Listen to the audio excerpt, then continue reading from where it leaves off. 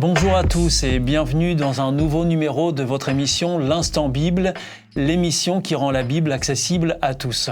Aujourd'hui, nous allons plonger dans un sujet fascinant, celui de la lumière qui brille dans les ténèbres.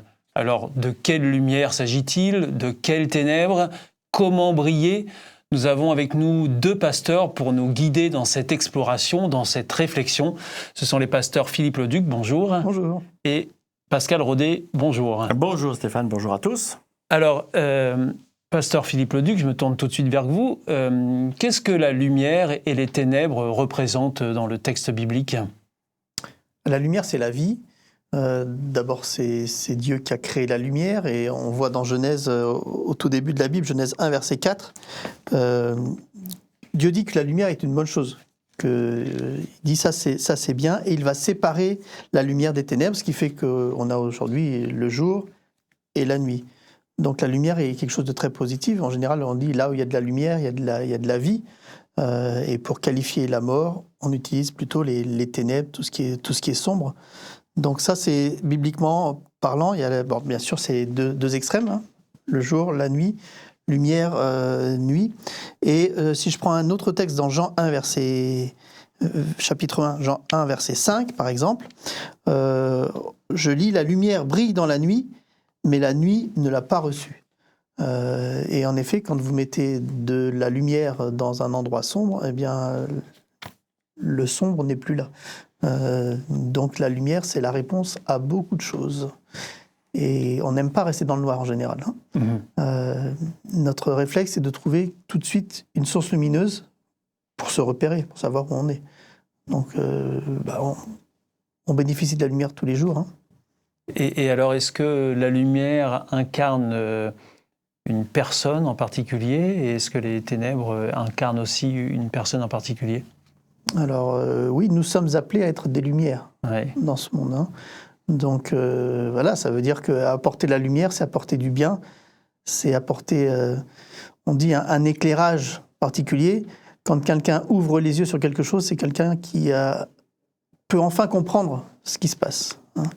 Donc en effet, la lumière est une notion très positive, et si on veut être bienveillant avec les autres, il faut leur apporter cette lumière-là. Et en ce qui concerne les ténèbres, Pascal Rodet?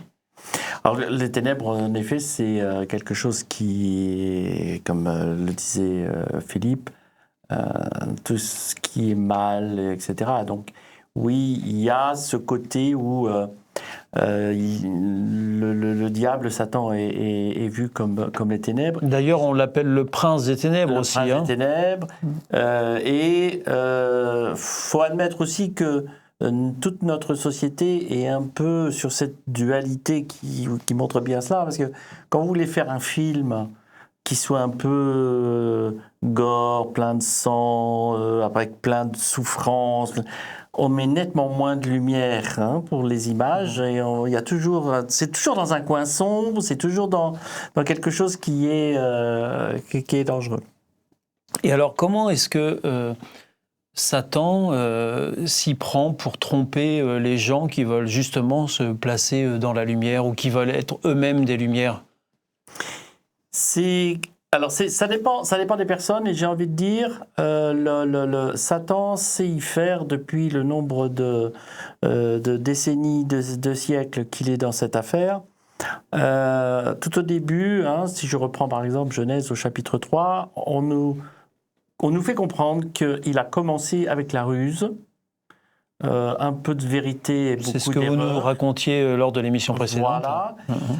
On retrouve la même chose tout le temps, à tous les siècles. La seule différence, peut-être, c'est l'évolution qui est parfois beaucoup plus grand, beaucoup plus imposant.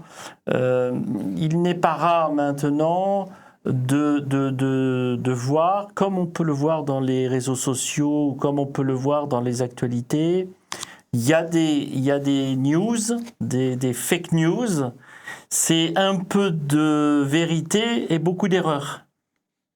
Mais on ne peut jamais faire que des mensonges. C'est pas possible. Sinon, c'est pas du tout crédible. C'est plus subtil que ça. C'est plus subtil que ça. Et du coup, on se retrouve un peu entre un peu de jour, beaucoup de nuit, sur une couleur qui est quand même attractive. Et ça, c'est la ruse de Satan, où en effet, nous avons besoin de faire attention. Alors, pasteur Philippe Leduc, l'Église primitive a été elle-même confrontée à l'infiltration de l'erreur. C'est aussi comme ça qu'on pourrait définir ces ténèbres. Est-ce que vous pouvez nous dire comment elle a fait avec ça? Et peut-être aussi nous rappeler qu'est-ce que c'est que l'Église primitive, d'ailleurs? C'est la toute première Église primitive, la première, hein, celle qui a donné naissance à toutes les autres églises qu'on a actuellement. Je parle d'Église chrétienne. On a ce texte de Paul qui nous décrit ce qu'elle était, cette Église, et les difficultés qu'elle avait, notamment avec justement les personnes qui introduisaient des erreurs dans les églises. Et on a même une image qui est très, très parlante aujourd'hui. Je lis dans Actes chapitre 20, à partir du verset 29, c'est Paul qui écrit en disant « Après mon départ, je le sais, des gens pareils à des bêtes féroces viendront parmi vous et feront du mal aux troupeaux. Et même parmi vous, certains se mettront à dire des mensonges et ils entraîneront les disciples derrière eux. » Et il va donc les exhorter en disant « Restez donc éveillés, parce que c'est subtil, c'est rusé, mais comme Pascal a dit, il suffit d'un petit peu d'erreur, même s'il y a beaucoup de vérité, il suffit d'un petit peu d'erreur pour que ça soit un mensonge. Hein. On dit que des demi-vérités, c'est pas des vérités, c'est des mensonges. Donc c'est subtil et Paul a dit attention parce que ça peut avoir des dégâts, ça peut faire des dégâts. Et alors, Pascal Rodet, Jésus lui-même s'est dit être le chemin, la vérité et la vie. Et alors, est-ce que vous pouvez nous dire comment Jésus a démontré lui-même qu'il était le chemin, la vérité et la vie? Il l'a fait avec plusieurs situations. Et la première, très rapidement, son leitmotiv a été « il est écrit ». Et il se référait exactement au texte biblique. La deuxième voie est dans la pratique. Je fais ce que je dis et je dis ce que je fais. C'est pas, on le voit par exemple dans certaines expériences qu'il avait avec les pharisiens, où eux étaient dans la parole. Voilà ce qu'il faut faire, et le faisaient à leur manière. Où ils se mettaient un peu à se fâcher avec eux, parce qu'en disant... Attendez, vous parlez de l'écriture, parlons-en, voilà, ça, c'est ça, voilà ce qu'il faut faire et je le fais. Je pense que ça fait toute la différence pour un leader, quelqu'un qui veut démontrer véritablement ce qu'est la vérité, le chemin. Et puis, en effet, de tout temps, Jésus a rappelé que c'est par lui que l'on découvre Dieu d'une façon correcte. C'est par ses actes, c'est par ses paroles, c'est parce qu'il va faire que l'on découvre le vrai Dieu dans sa bonne image. Et donc c'était pour prendre le contre-pied justement de l'autre versant qui pouvait être plus le mensonge. Et donc pour faire la différence entre les deux, Jésus s'est déclaré plutôt étant la vérité. Qu'est-ce que c'est au juste la vérité, pasteur Philippe Leduc ? C'est ce qui nous permet de discerner les choses. En fait, si on n'a pas de règles du jeu, on ne peut pas savoir quand on est hors jeu. Il faut qu'on ait des règles. Donc la vérité sont les règles qui sont là. Et si certains modifient ces règles-là, ça va avoir des conséquences. Et donc Jésus incarne cette vérité-là. Et elle nous dit, voilà, si vous tenez ferme cette vérité, alors ça vous permettra de voir plus clair dans la vie, comme on disait tout à l'heure, la lumière, la fameuse lumière.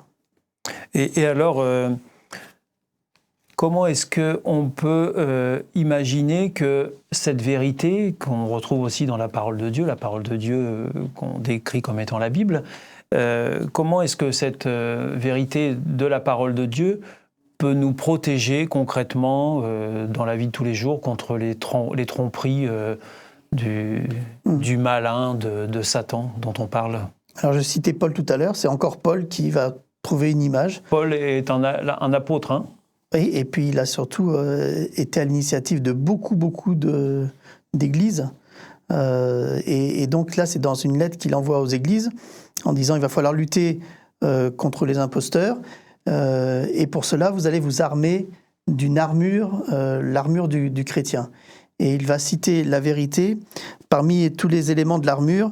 Je lis dans Éphésiens 6, verset 14. « Prenez la vérité comme ceinture, mettez la justice comme cuirasse, comme sandale, l'ardeur pour annoncer la bonne nouvelle. » Enfin, il décrit tous les éléments de l'armure, mais il dit que la vérité, c'est la ceinture. Et la ceinture, c'est un élément important parce que c'est ce qui tient le pantalon. Et donc, si vous n'arriverez pas à marcher correctement, si vous n'avez pas une ceinture bien attachée. Cette vérité-là, elle est vraiment centrale, elle nous permet d'avancer. Donc c'est très important, et ça fait partie des armes du croyant pour lutter contre cette guerre spirituelle dont on parle depuis maintenant plusieurs émissions. Et alors, Pasteur Pascal Rodet, quel est l'intérêt aujourd'hui de rester fidèle justement à cette vérité pour lutter contre les maux quotidiens? L'intérêt est capital. Alors, pas uniquement aujourd'hui, mais elle a toujours été de tout temps. Vous voulez dire que ça a été vrai avant et que ça continue de l'être aujourd'hui? Voilà, on se retrouve dans plusieurs textes bibliques avec cet élément-là. Enseigne les bonnes choses à tes enfants, construis-toi sur quelque chose de solide. C'est un peu ce que le proverbe, ce qu'on retrouve aussi dans les proverbes, proverbe au chapitre 3, où l'auteur nous rappelle ceci: « Mon enfant, n'oublie pas mon enseignement, garde mes commandements dans ton cœur. Si tu les gardes, tu vivras plus longtemps et tu seras heureux. Sois toujours bon et fidèle. Attache ces qualités à ton cou, écris-les sur ton cœur.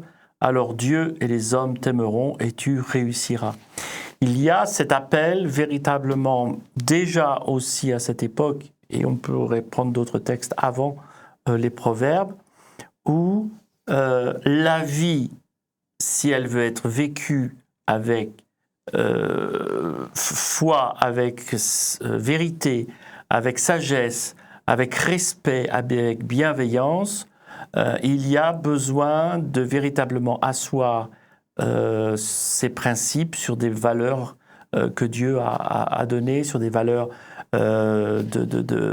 humaines, sur des valeurs de respect. Et ça, c'est très important dans cette relation que je peux avoir avec les autres. Pasteur Philippe Leduc, quelque chose à dire pour compléter?